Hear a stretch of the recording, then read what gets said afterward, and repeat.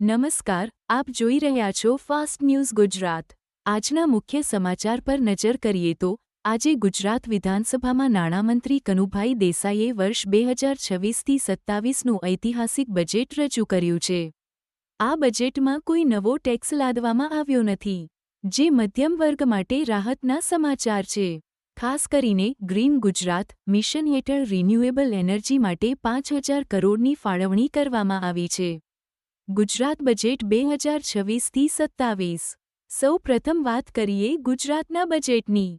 નાણામંત્રી કનુભાઈ દેસાઈએ 4,08,053 કરોડ રૂપિયાનું અત્યાર સુધીનું સૌથી મોટું બજેટ રજૂ કર્યું છે। આ બજેટમાં કોઈ નવો ટેક્સ લાદવામાં આવ્યો નથી।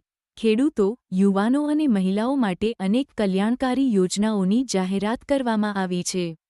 ખાસ કરીને વિકસિત ગુજરાતના રોડમેપ સાથે સ્પોર્ટ્સ અને ડિજિટલ ગવર્નન્સ પર ધ્યાન કેન્દ્રિત કરાયું છે। અમદાવાદ હવે વિશ્વસ્તરીય સ્પોર્ટ્સ હબ બનવા જઈ રહ્યું છે। 2030માં યોજાનારી કોમનવેલ્થ ગેમ્સને ધ્યાનમાં રાખીને અમદાવાદને ઓલિમ્પિક રેડી સિટી બનાવવા માટે બજેટમાં 1,278 કરોડ રૂપિયા ફાળવવામાં આવ્યા છે। સરદાર વલ્લભભાઈ પટેલ સ્પોર્ટ્સ એન્ક્લેવ માટે 500 કરોડની જોગવાઈ કરાઈ છે। આ સાથે જ એસજી હાઇવેને ગ્રીન અર્બન હાઇવે તરીકે વિકસાવવાની પણ મહત્વની જાહેરાત થઈ છે। પીએમ કિસાન યોજના 22મો હપ્તો। 1. હપ્તાની તારીખ અને રકમ। કેન્દ્ર સરકાર ફેબ્રુઆરીના અંતિમ અઠવાડિયામાં પીએમ કિસાન યોજનાનો 22મો હપ્તો જાહેર કરી શકે છે। હોળી પહેલા દેશના 11 કરોડથી વધુ ખેડૂતોના બેંક ખાતામાં ડાયરેક્ટ બેનિફિટ ટ્રાન્સફર ડીબીટી દ્વારા 2,000 રૂપિયા જમા કરવામાં આવશે।